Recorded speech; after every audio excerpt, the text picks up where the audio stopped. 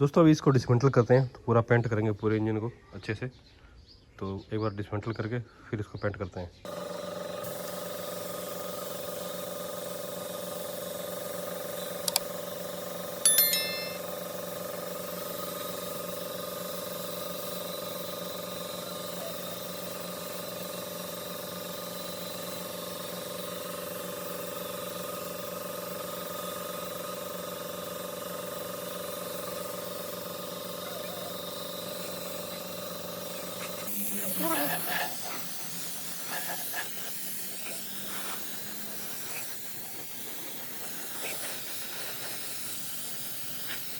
दोस्तों एक बार पेंट कर दिया हमने इसको, अभी दूसरी बार भी करेंगे। तो जो भी जहाँ पे थोड़ा बहुत बचा होगा तो वो कंप्लीट हो जाएगा।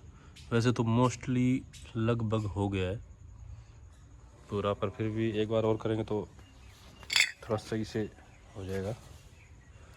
तो ये देखो पूरा अच्छे से पेंट हो गया है, और ये इस गाड़ी का इंजन है।